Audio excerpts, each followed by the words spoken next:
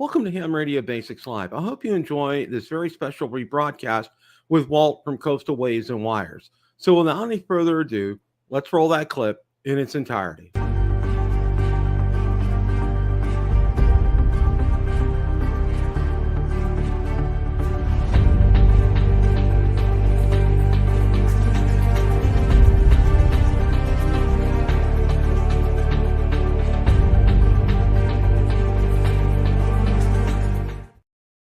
Good evening, everyone. Welcome to Ham Radio Basics Live, Season 2, Episode 17. Very special guest, Walt from Coastal Waves and Wires. Walt, welcome very much. How are you this evening? I'm great. Thank you so much. This is great. Thanks for inviting me. It's good to be here. Well, I got to say this. People talk about being a fanboy of this and that. I have been a fan from you of your channel since day one, and I think the thing that drew me to your channel was you're like me. I like to keep things simple, and and just lay it out there. And you've always been like that, and that was a magnetic pull for me to your channel. I mean, it was, and you call it like it is. It's just yeah, I could probably talk for an hour and give you accolades for an hour Keep talking. over that, Keep but talking. No, you're making me blush. Thank you. Oh, I but appreciate it. I tell people this before. I work in. We talked before we started here. I work in shipbuilding, and I've always been what we call a field engineer. I work in design and engineering, but I've been the guy that goes from the theoretical, you know, math and science and physics thinkers, and I go out to the layman in the field that are banging metal and cutting steel or whatever, and I kind of do the in between these two guys to show them how we're going to get something built, a ship or whatever. And I think I try to carry that over into my channel. I was like, look, I'll be honest with you, I'm a structural engineer, not a RF engineer. I'm learning this too, but I try to, as I learn something and I want to portray it or put it into a video or whatever. I'm not saying that people are not smart. People are intelligent, very intelligent, but I'm trying to put it out there in a way that, like I do at work. Okay, listen, guys, let's don't worry about all the math and all the science or whatever. You need to cut that there, weld that there, do that there, and make the ship float. So that's kind of what I bring to it's just who I am, as a person and my job, and it's just carried over into my YouTube channel and my ham radio hobby. and that's fantastic. And what I like to do is I like to start out. I'll tell you how I got started in ham radio, and then I'd like to find out the same for you. I moved to Florida in 2011, and by 2014, I was trying to think, getting married and getting acclimated to Florida is a whole different ballgame because I lived in Ohio for 30 years, and it's just this is not Ohio, okay?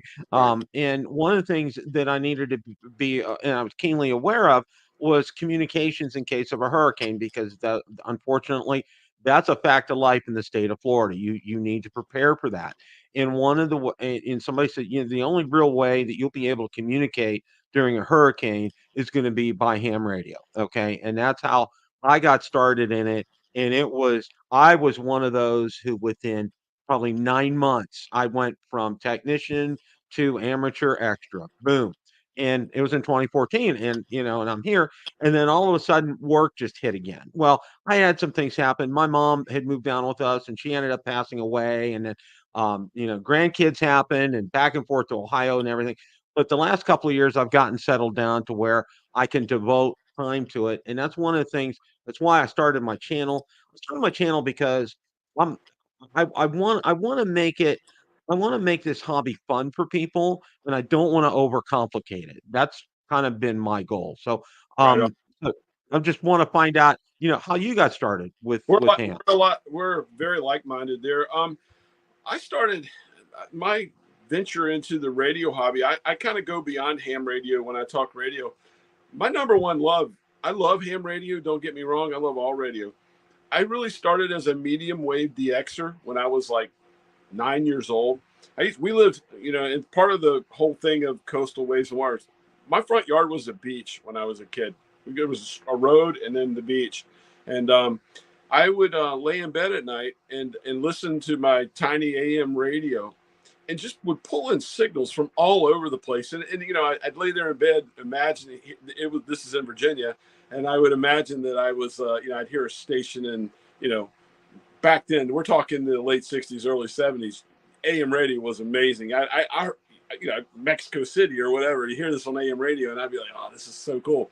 That kind of went into, suddenly one day I found and got an old shortwave radio, and it was amazing. Well, like I said, I lived right on the water.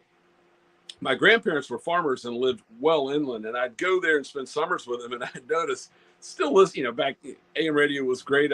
This is in North Carolina now. My grandfather and I used to sit out on the back porch on Saturday nights and listen to WSM out of Nashville, the Grand Ole Opry, and you know, it was just, I was just in love with AM radio. But what I noticed when I get back to the home in Virginia, right on the water, the signals would boost up, and that kind of, I've known for a long time that, okay, there's something magical about being next to salt water.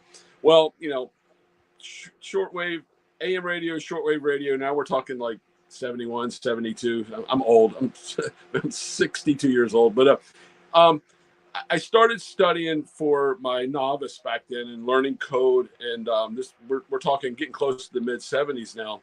And then if you see right there, then CB craze kicked in like crazy. If you remember, everybody had a CB. Yeah.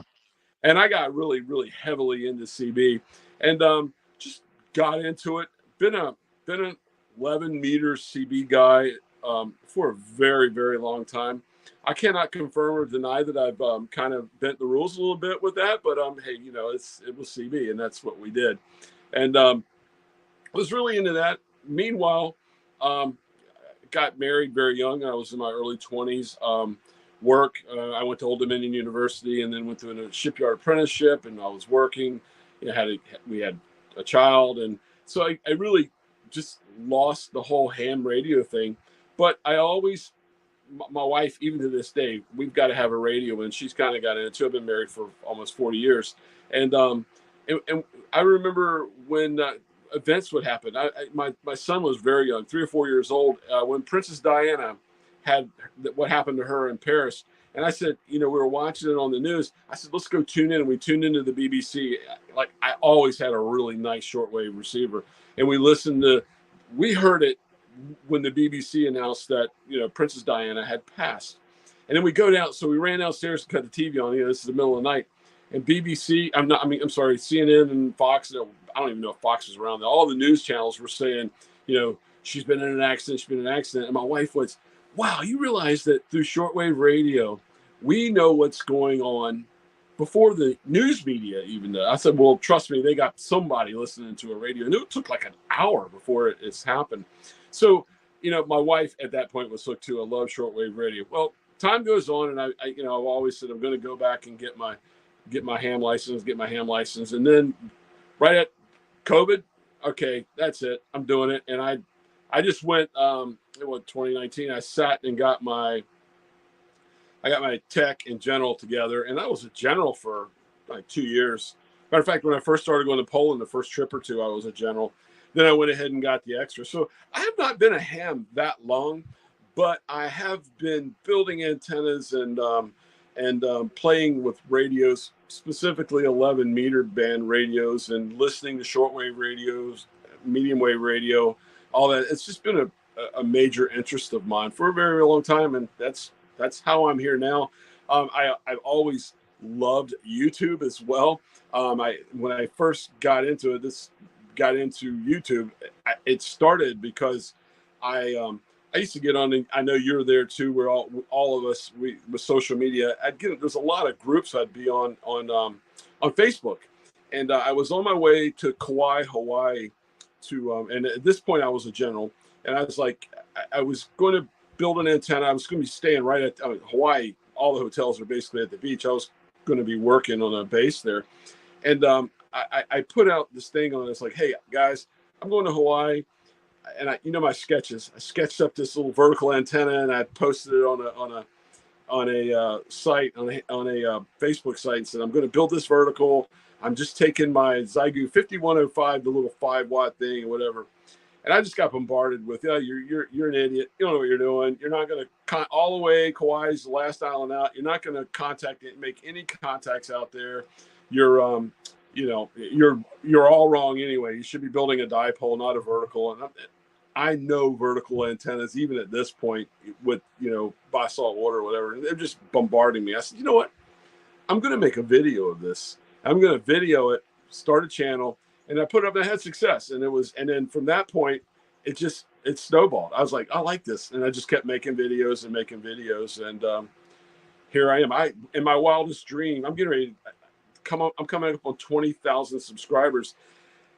In my wildest dream, I never would have thought that ham radio would be that I would be. And there's guys, way bigger than me.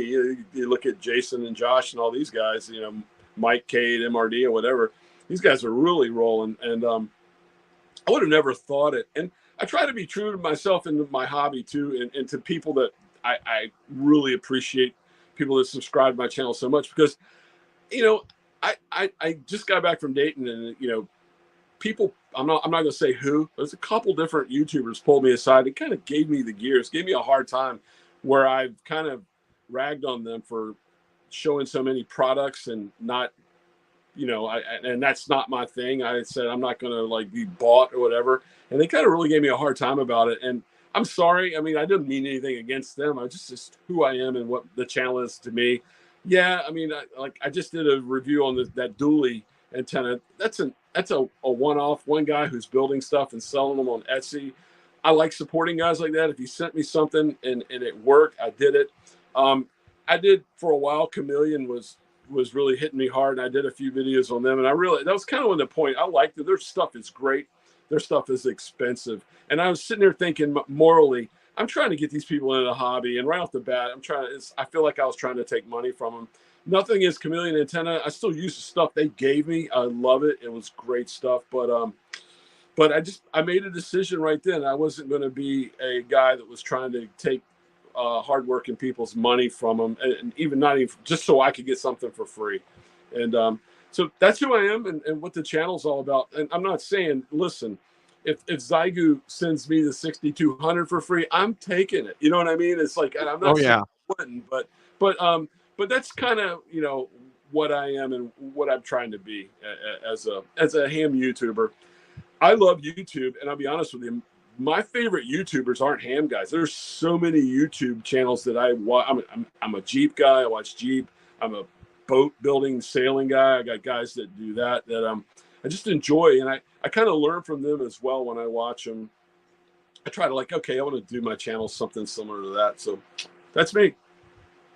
Well, and it's real interesting because I'm on a similar track myself. I actually got started in YouTube back in 2017. I have a drone channel. It's called Bill the Drone Reviewer, and on my wildest dreams, I didn't imagine that taking on. I'm like pushing 15,000 subscribers. That thing has exploded. I mean, a lot more than I ever thought it would. Tuesday nights, I have one of the most popular shows on every Tuesday night at 8 o'clock Eastern. I had the CEO of Anzu Robotics on last night. Oh, cool. It's another drone company. He started out with DJI and just finding out what they're doing. It just, and that's kind of how I got started on the whole YouTube thing. And I wanted to kind of carry over my whole gist with my drone channel was, I want to keep it simple and I want to make things presentable because a lot of guys will do 20-minute, 30-minute videos. And I know I've read study after study is, after 5 minutes or so, people are going to lose interest real quick. Okay. So you need to kind of like boom, boom, boom. And that's Right. what I do with almost all my videos is they're about 10 minutes or less because, the more I talk, and if it's more than 10, 15 minutes, I'm going to split it up. I'm going to put a part two out there because I want to keep people's interest. Okay. Well, it's real interesting because you mentioned Dayton. We went to Dayton, and it was so funny. We stayed on the west side of Columbus. My kids live in Columbus, Ohio, so it was kind of a dual purpose trip for us. Our grandkids are there as well too. So we stayed on the west side of Columbus because I know that area like the back of my hand. My two older children went to Cedarville University, which is a stone's throw away from Xenia. So I took my wife past there. We went there. We got there. It was pouring down. Probably Friday. It was I pouring remember. down rain. I mean, it was horrible going there. Okay, we get there, park at the high school, take the bus over, and then we're there for probably a good 4 or 5 hours. I only ran, and I couldn't believe it. I only ran into one YouTuber the whole time I was there, Frank from Tank Radio. I didn't see anybody else, and my eyes were out and looking and engaging with people. Well, in fact, the only other person that I saw was Ray Novak from ICOM. Um, I didn't see anybody else that I recognized, but it was so. And I'm comparing it to Hamcation because I've been to Hamcation a couple of times, and I saw everybody there. I saw all the YouTubers there, but I'm going there to Hamvention, and I'm like, I didn't see anybody there. That's We wild. still had a good time.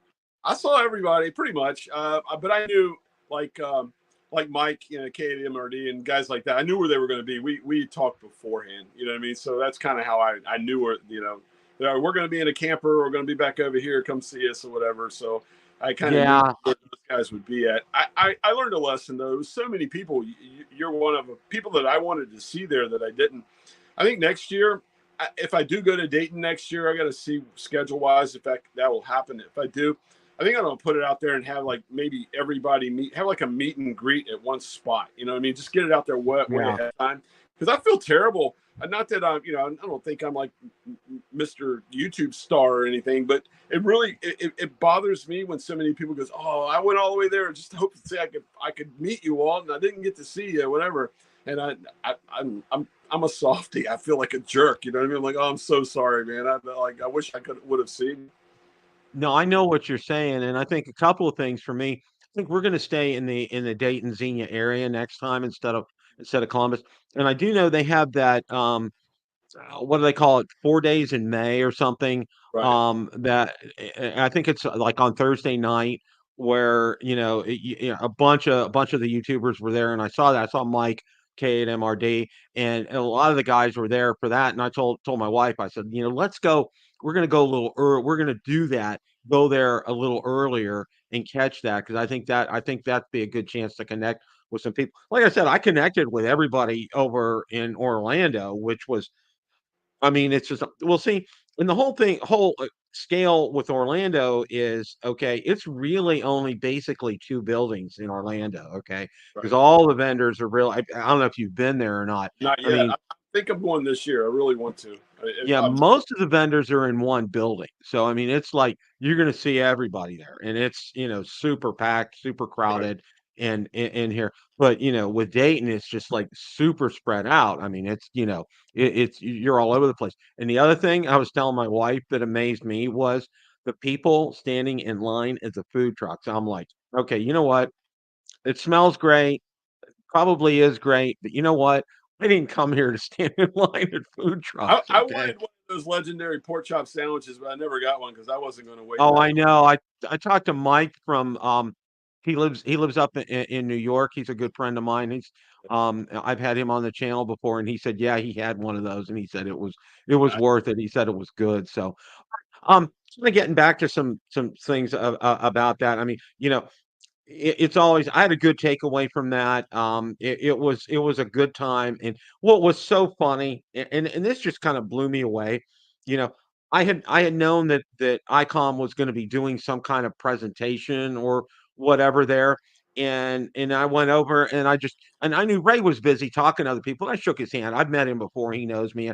I've had him on the channel, and it just so happened he was standing over the display case where this X60 was. So I totally on purpose accidentally got it, but then I go back and I'm looking at the film. I go to my wife, oh my gosh, I got all that. It just like Yeah. it kind of surprised me. But Cool. and I put a video out about it. And what kind of got me was, it's like a lot of people are saying, well, they're super secretive about it. They're not, and you know what? I'm taking it from the standpoint, Icon did something unique. Okay.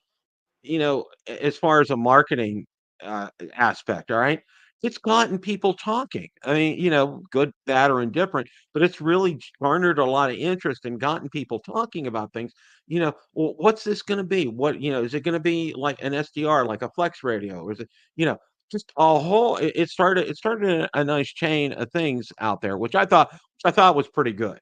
Yeah. So, I went but over and checked it out. I mean, if people that know me know that I'm not an ICOM or a Yaesu guy, but I had a Yaesu 851 and I didn't like the menu system and all that. I sold it or whatever.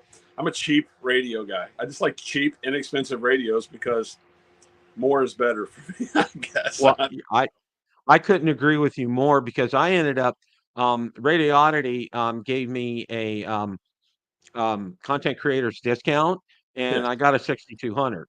And so far, so good. I've been pretty impressed with it. I haven't had a chance to. We're dog sitting my beautiful stepdaughter's Shih Tzu, which is a puppy, and it's like Right. a full-time job. But I haven't got a chance to hook it up to a vertical, and that's what I'm going to try to do this weekend. But so far, so good out of the box. I'm pretty impressed with it. The only thing that kind of frustrates me is, I really wish they would have done something with a touch menu system because you got to push those buttons and then you got to turn the outer knob to go ahead and go around in the menu and stuff. And it's a little cumbersome with that, but all in all, I'm pretty impressed with it so far. So I'm Well, I crossing my fingers. have a love-hate relationship with Radiodity. I actually went through. I took one night. I was bored. I went through comment after comment in my videos, and I cut and paste over 100 comments from my videos where people said, "Well, I bought a G90 because of you." Well, I put them all together, and I put all this together, and I emailed, and I've contacted Radiodity, try to get in their program with them. I emailed them this or whatever. It's like, oh, this is just the people that commented. Over 100 G90s were sold because of me. Hey, could you guys like maybe give me something to review or whatever? I've done that more than once. I've never gotten a reply from them. I don't know if someone Wow. doesn't like me, if I've ticked them off or whatever. But so I mean, I have nothing against Radiodity. My God, I purchased a G90 from them, a 5105 from them. I purchased my XPA 125B amp from them. I purchased a X6100 from them. I've since sold that. Zygu speaker. I mean, I have just dumped some money into them because I really do love the Zygu brand. I don't know if they love me. So I'm kind of like, I see all these people getting all these radios. I'm like, what did I do? I mean, I did nothing but sell radios for you. And I don't, like I said earlier, I'm not trying to be a salesman, but I always tell people the G90 is the radio for like $400. It's a shack in a box. It's everything you could imagine. It's just enough power with 20 watts. I mean, it's my dream radio.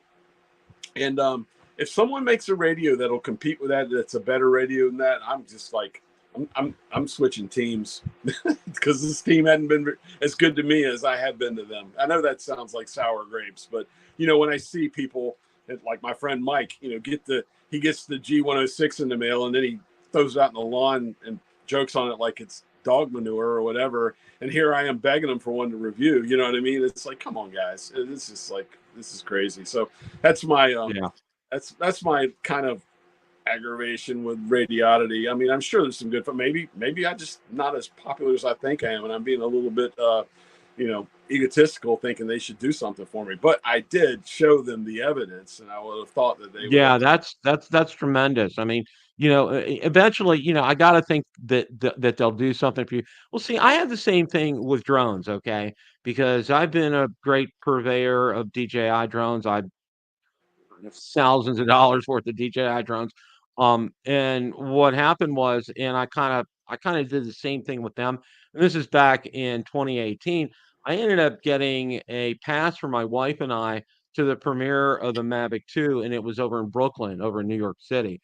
And it was the last time they did an in-person event because every time they release a new product now, it's all done online. They don't do it anymore in person. So we got a chance to go to that, which I thought was pretty cool of them. I mean, Yeah, and then I find out, I was getting myself acclimated to the world of ham radio as well too, and I find out, well, no, they don't, and I'm thinking like the Joshes and the Jasons, oh, they give them radio. No, they let them borrow a radio and then they get it, but then they have to send it back, kind of a thing. Which I thought, it's like with drones, they give you the drone and they want you to do reviews on it, okay, and right. you get it out there, and they let you end up keeping the drone. But and I'm finding out with like Jason, Josh, others, they'll send them a product, but they got to send the product back. So that Right. was kind of it's kind of like getting used to that, which I thought was a little bit different.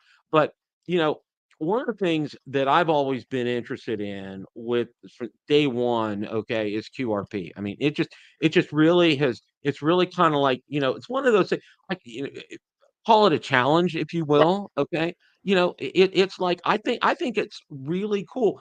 For example, okay, the first contact I made on my 705, and it's with 5 watts. Okay. I wasn't even trying. I think it was on 20 meters. Okay.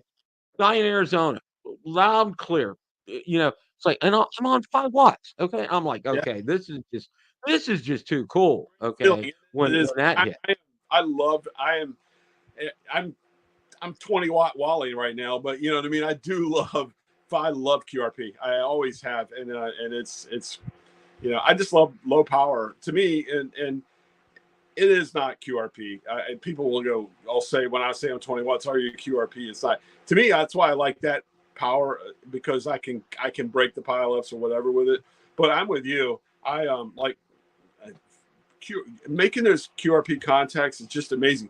I got what almost 2 years ago now. I got the True USDX, and when you get that thing, I don't know if if you had one or if you've experimented with that radio. You have to calibrate the frequency on it. I guess it's like 8.1 or whatever. You get it and you calibrate it, and set it all up. Well, it's like I was going to go do a video on it. I just got it. I got it in the mail like on Friday. I was like, I'm going out tomorrow with it. Saturday, I'm going to take it out and use it for the first time. And I wake up. I'm an early morning guy. I woke up at like 3 or 4 in the morning. Went back in my shack in my house, and I plugged in my regular. It's probably the G90. I had it, and I was tuning around, and I heard um, who now I've become friends with him. A friend of mine in Brisbane, VK4KA, and he was talking to somebody in the States, and this is like 4 in the morning. It was springtime. I said, okay, so I looked at the frequency. So I took the antenna off and put it on my True SDX and started calibrating the frequency, knowing that okay, back to the G90, okay, perfect. Back to the thing, okay, I got it dialed in right. So he finishes at QSO and he says QRZ. I'm sitting there at home with this little True SDX in my hand, 5-watt little radio. I've got it plugged in a battery. So I go Kilo 4, Oscar Golf Oscar. And the next thing I hear is Kilo 4, Oscar Golf Oscar. Hey, K4KA, hey, good to meet you, mate. How you doing? And I'm thinking, I got this little True SDX in my hand, 4 in the morning, sitting in my bedroom Wow. in my house, and I just made a 5-watt. And he goes, "You're 5'7", mate. You're 5'7". I was like, "Holy cow!" Now since Wow.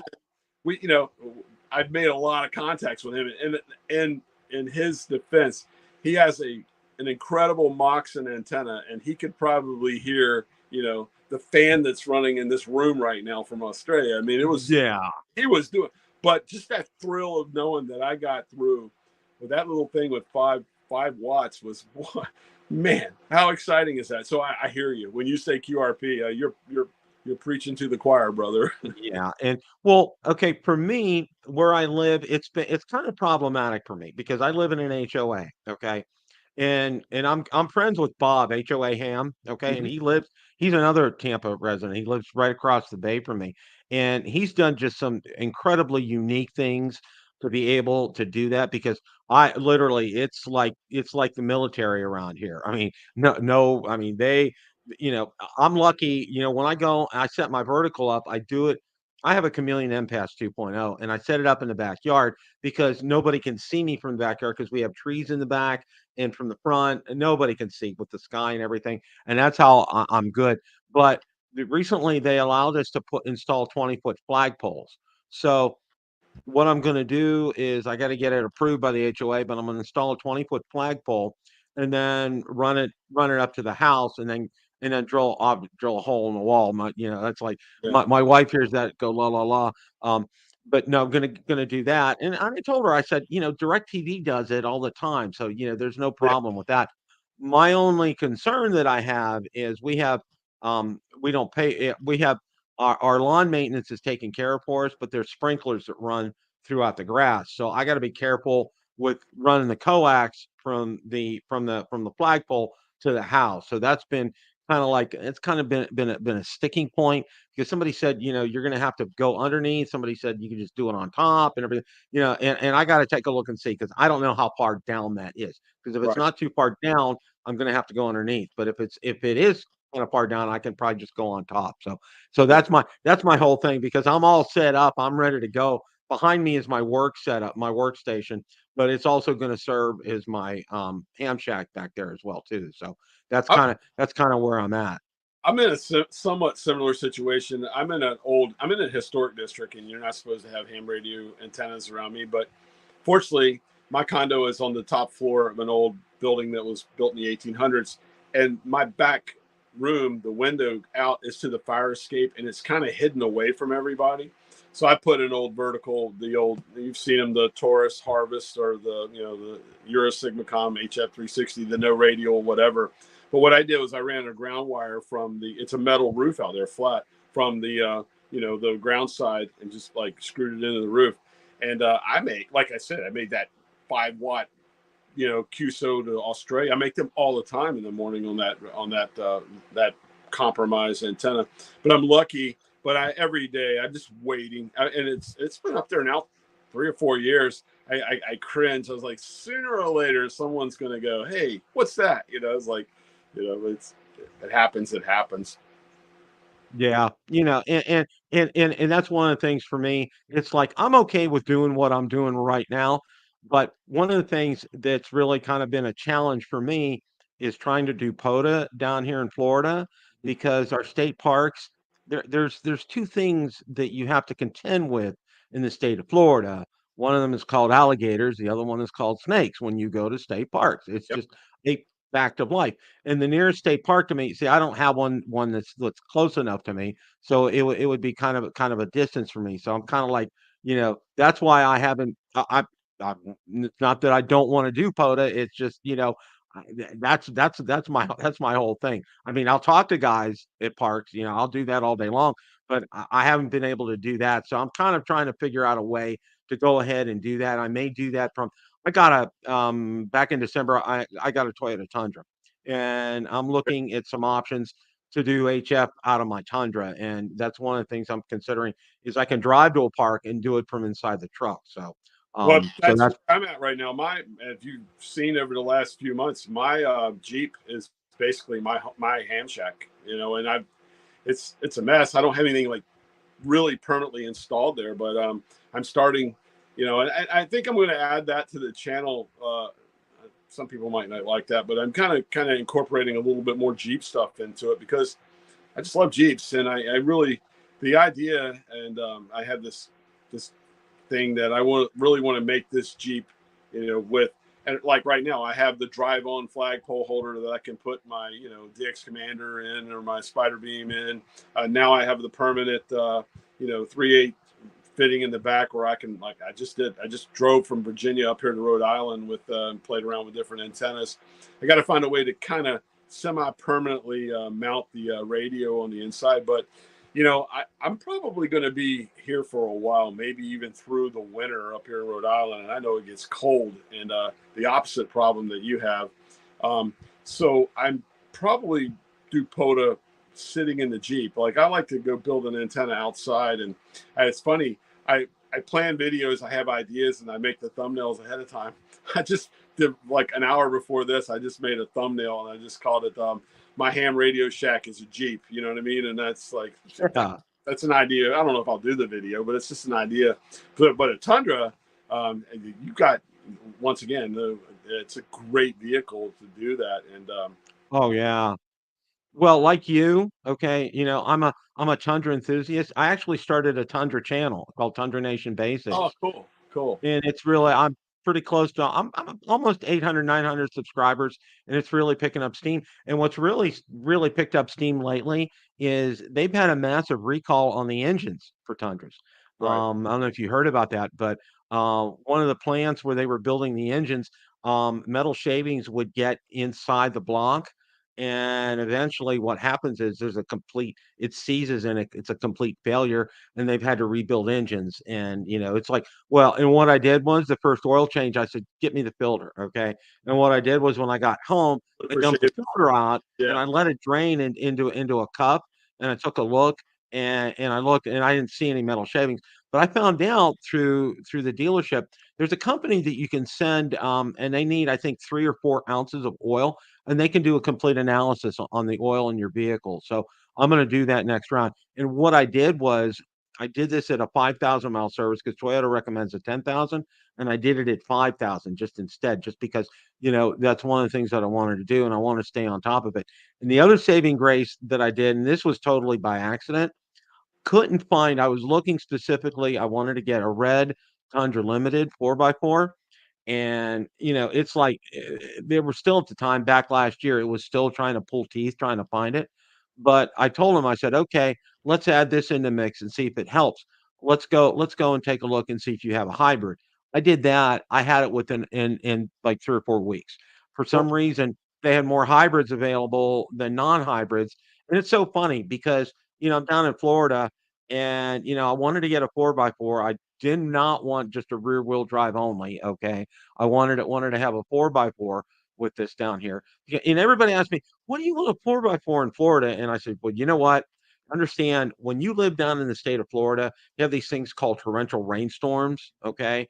And you need to have a 4x4 down here, okay? That's not kinda not optional, okay? And that's something I've always had down here in the state of Florida, whatever vehicle I've had, because it's just you need it. I mean, it's just because you get that rain, and sometimes, it's more than just a couple of inches, and you need that power with that truck. So, but that's for my channel. And what's real interesting, and one of the things that I found out, Walt, is I have some of the guys in the chat follow me on my drone channel, and I have some guys here follow me from my ham radio channel, follow me on the drone channel as well, which I thought it's kind of a neat that crossover. is I've great. kind of That's a good kind of crossover. had that. I like that. And there's some really good people, and, and that's one of the things I've tried to stay out of the fray. And, I know you mentioned, you know, if somebody said, like, for example, on my drone channel, okay, I get offers to review things all the time, but they're not drones. They're selling me heating pads and Yep.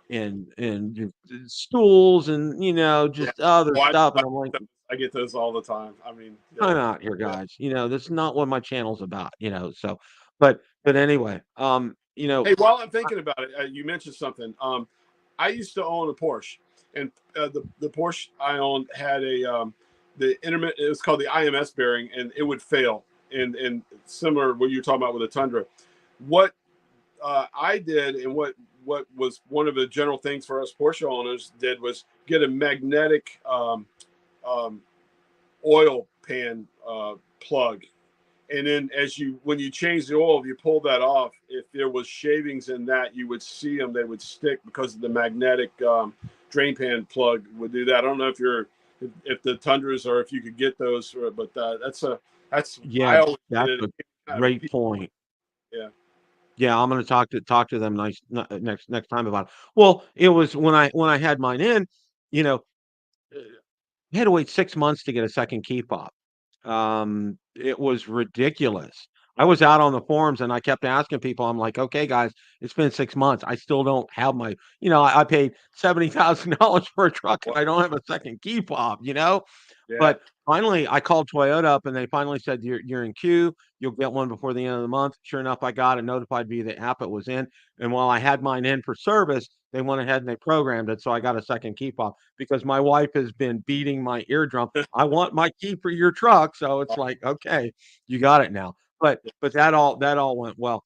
Um, One of the things for me as well too, and when I got started out, did a lot of basic videos, and I did things like on ARRL, and I wanted to do some things, when people would come to the channel to answer a lot of questions because, people will ask, what are the three categories of licenses? How do I go about getting them? Everything, and that's one of the things I did. I spent a good month or so putting some videos together and getting them out there to kind of like, set a level playing field so people could have a place to go and explain it in English to them and not Right. explain it, at 100,000 foot level. Meet them right where they're at, and I'll tell those are you, the the first time I saw you, the thing that attracted me was the name of your channel. Ham Radio Basics is just a great name. I like it, and I think you hit a home run ball there when you named the channel. Thank you, Walt. Who's really helped me a lot has been Jason because I've behind the scenes, he has been absolutely fantastic with me. He helped me find a time slot to do because I don't want to step on other people's toes because Yeah. that there's other time slots. So that's why I'm on, and it's actually this works really well, this time slot for me. He's been fantastic. From also from even stupid things like helping me get T-shirts and other knickknacks for the channel. He's been really good and very helpful. And I really appreciate all that he's done. Josh has been helpful as well too. I've asked him a lot of questions.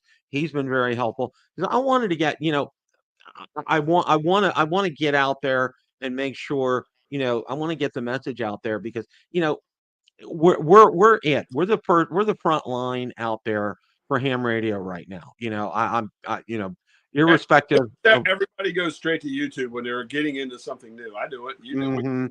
That's It's not ARR. We're the new ARRL. Okay, we are it. Okay, and that's why people come out to us, and they come out to us to get facts and to get information and to find out and to do things simply and straightforward. And it's like, well, I'll watch your videos. I'll watch Michael Martin's videos on antennas, which he does a fantastic job on. It just I learned so much. Mike K at MRD, Smoking Ape. You know, these guys, Steve, temporarily offline. You know, just they get into the nitty gritty and they explain a lot. They go down to the granular level, which is fantastic, and that is great. And they've been there for me, and they've helped answer questions for me as well too. So it's kind of like a partnership. That's how yeah. I look at this. It's a community, like I say. It's just a great Hmm. community. It really is. Um, and like any community, there's guys that are really good, and there's bad guys and everything else. It is what it is. But it's a great community. I'm so proud to be a part of it, and I love it. And I just like my thing that really bothers me is time. I work 9-10 hours a day, and then I try to, all right, I got a little bit of time. What am I going to do? Am I going to go play radio and put up and film a video and do this? Or am I going to go sit and answer this whole week? I haven't replied to any replies on my videos or whatever.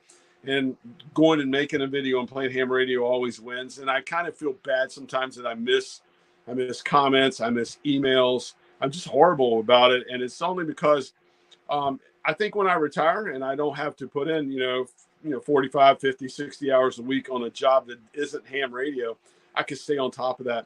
I don't know if that's hurting me or what. And if people, I try to convey that in my videos, guys, if I missed you, don't take it personal. It's just like, I'm busy. You know what I mean? That's the Oh problem. yeah. I'm 100% with you, Walt, because it's like I'm running 3 channels, and I'm trying to crank out at least a video a week per channel. Well, with the drone channel, it's easily two because and with this channel, it's easily two because of my live streams that I do. But answering a lot of these comments, and that's one of the things I wanted to do was because I saw and I got and this is he was a video photographer and who was doing drones, and I commented on several of his videos, and I never got responses. And he's pretty big, but it's like it really kind of took me aback. And I said, you know what? That's where I made a commitment to make sure, at least one day a week, maybe a Saturday or a Sunday, set aside a couple hours, and all I do is I answer comments during that time.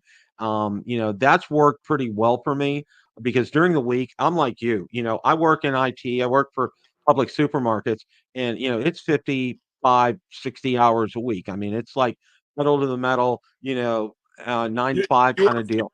for Publix? Yeah, Publix. Oh, you guys have the best subs in the world. Oh my gosh, tell me about it. It's like, I'm Publix. my wife was telling me, before we got married, she's a native Floridian. She says, you've never had a sub until you've had one at Publix. And I was like, whatever. I'm like, I've had subs. And I'm like, I come here, I'm like, oh my gosh, you were We so right. I mean, it's just like, wow. Well, we have Publix Publix. banks now too. That's like, I love it. They're like right there Well, on the Publix is now up. They've gone up into Virginia, and yeah, they're opening stores in Kentucky now. yeah. I mean, it's just the original the owner George Jenkins. He didn't want to go beyond the state of Florida. And that really kind of floored me. I'm like, oh my gosh. I mean, they're all up and down the East Right. Coast. I mean, it's just they're and they you know what they do it right. There, if you've never had a Publix sub, you're missing it. It's the best. I don't know Oh what yeah.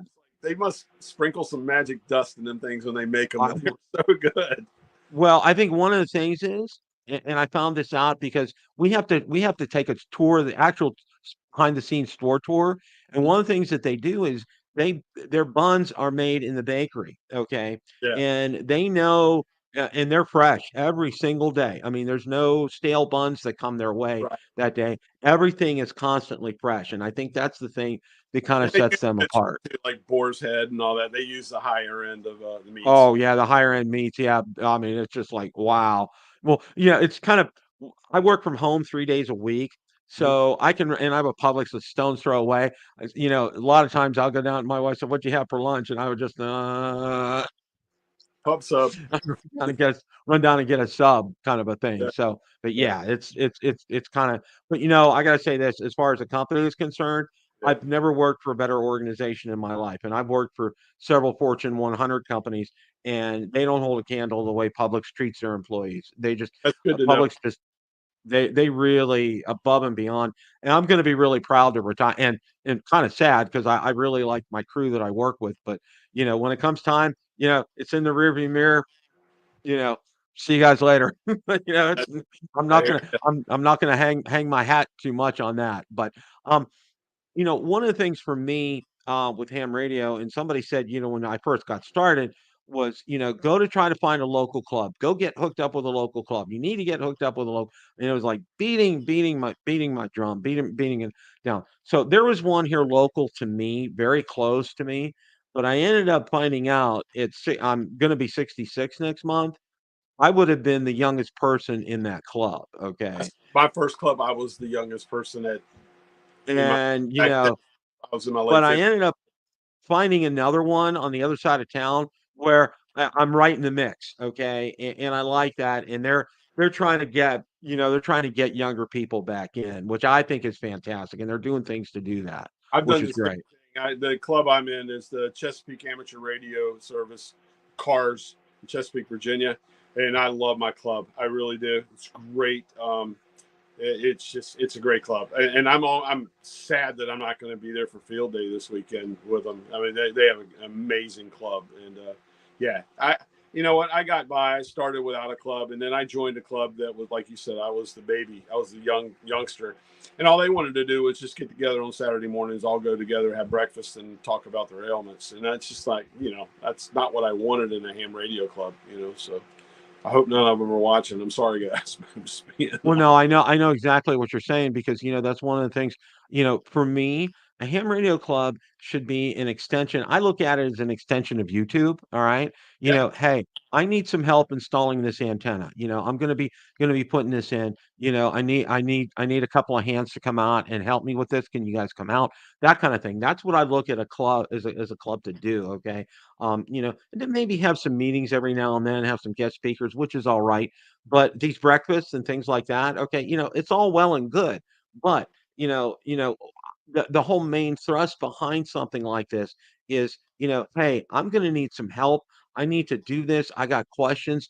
Can you help me? Can you come Right. out? Can you take a look at this? Just give me, just give me an eyeball. Let me know what's going on. So, but I'm in yeah, I agree with you. clubs, one like that, the Chesapeake Amateur Radio Club.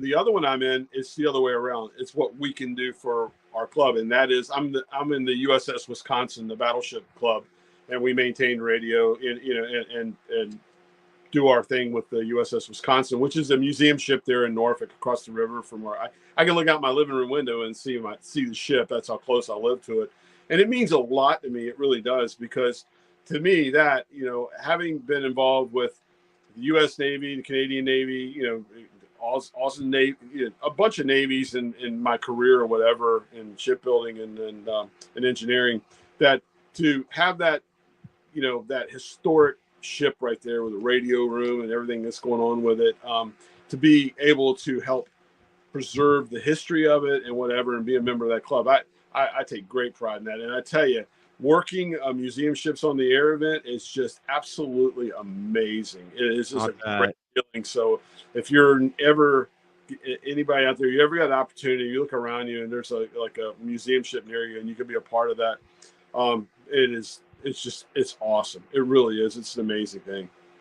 Well, see, and that's a part of our history too, and for me, I would jump at a chance like that because of my dad being in World War II in the Navy, and just the lineage there. I just think something like that's fantastic.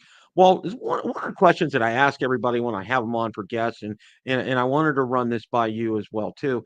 And there's no right or wrong answer to this, but you know, are as far as ham radio is concerned, do you think we are pulling in enough new people right now? Are we getting the message out there to get some new blood as far as ham radio is concerned?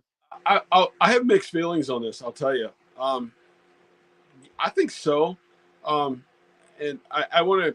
I'm going to go down a little road here. What bothers me is the newer, younger bloods. It's a good thing that they're in it, but they all want. It seems to me like FT8 and that side of it, which needs to happen. It really does. I'm old school. I'm an HF guy with voice and attempting CW, whatever. My worries are that we're not that part of the hobby may start tapering down and digital modes and all that may take over. And I know I sound like an old, grumpy old man. I think it's good that I mean, there's room in this hobby for every mode, everything we're doing or whatever. So, but to answer your question is, I think we're bringing in newer people. My worries are the newer people, do they have the nostalgia and the, you know, and the history in mind of, what ham radio is and to keep it going. I mean, to me, ham radio goes all the way back. Like I said, when we first started talking, listening to AM radio signals and shortwave radio and the voice over the air or whatever, it just means a lot to me. And yeah, so to answer that question, um, yes. I hope the people coming in, um, don't forget us old guys and how we did it. And this goes right back. I've had videos out about grumpy gatekeepers or whatever. I don't want to be a gate. I'm trying not to sound like a gatekeeper. Yeah, I think we're doing okay. I just hope that these newer people coming in appreciate the history of ham radio and how we got here. Well, one of the things that really impressed me was I had the CEO on of Ham Radio Prep, and I couldn't say enough about him. He's in his 30s Hmm. and just extremely gung ho about it. Ran into him at Hamcation and Professor Jim, and what they do. And, I just, they do what they so well. And so many people have become hams because of them and have gotten their licenses because of them. And I think, and I told him, I said, when I saw them, keep your foot on the gas pedal. Don't let up one second on this. You guys have really hit something on this, and I think it's fantastic what you're doing.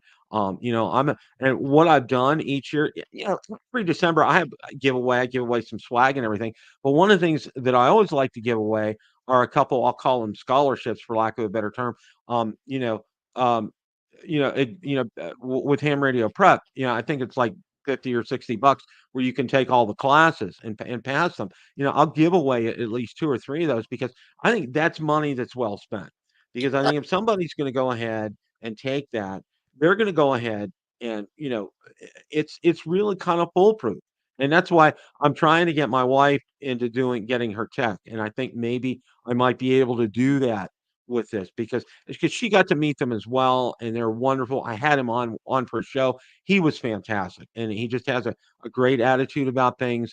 And I really like where they're going with that, and I think people like that are the future.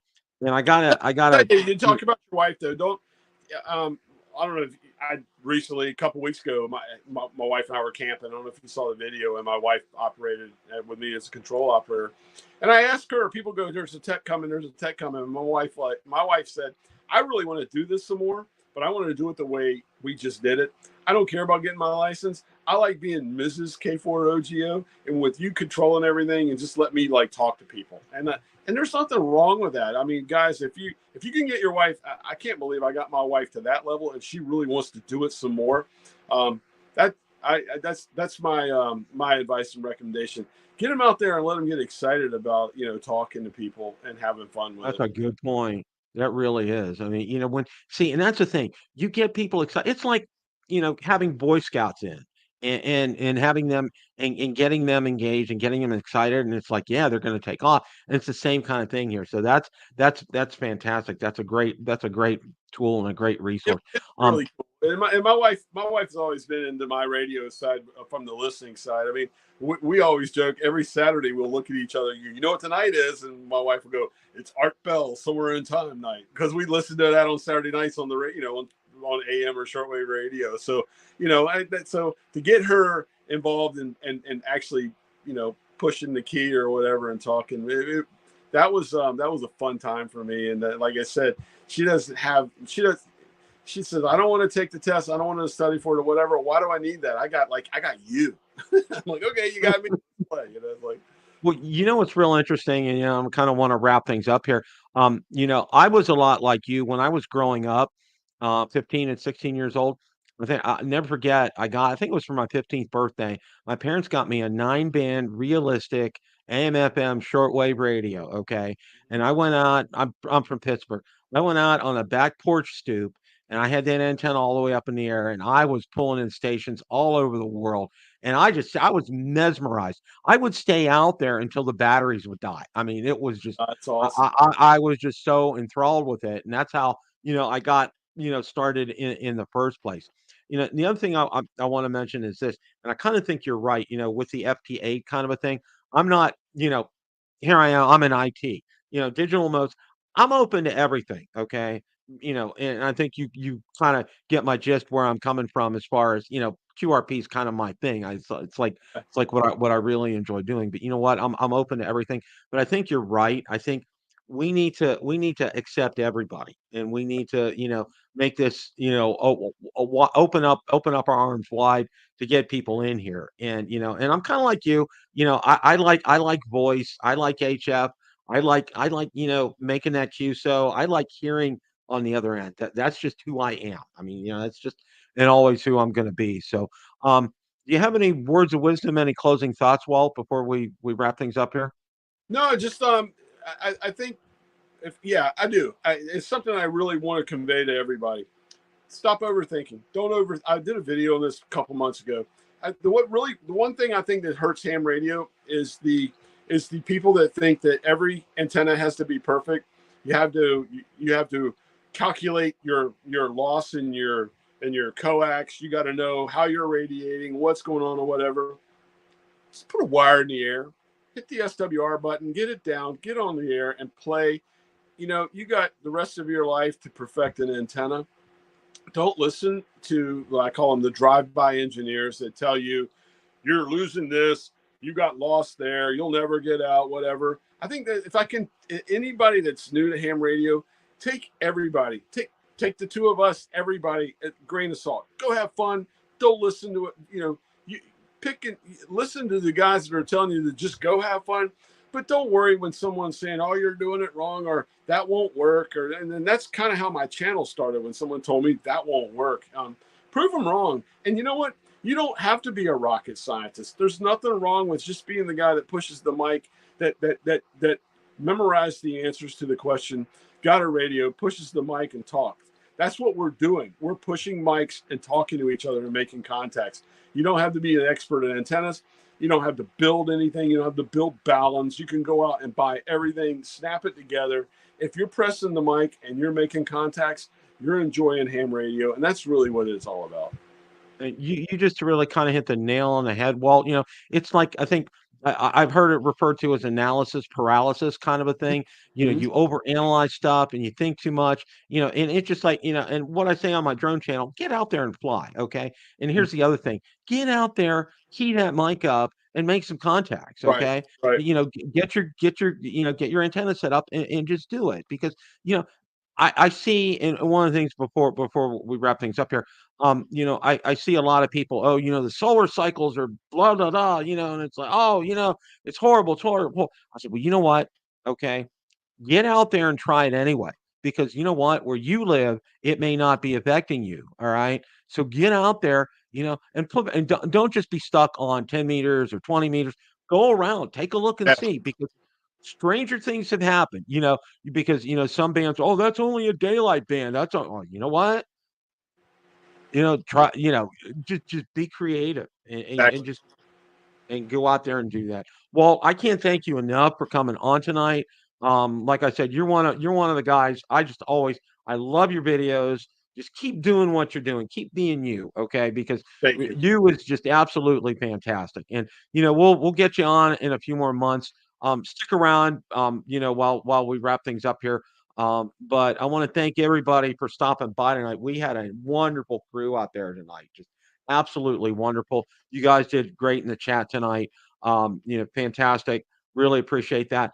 Look forward to, I got a 62. I'm working on getting my 6200 hooked up to my vertical and getting out there and making some QSO. So I'm really excited about that. So look forward to all that. Guys, as always, it's a great day to make a QSO. 7 threes, everybody. 7 threes, guys.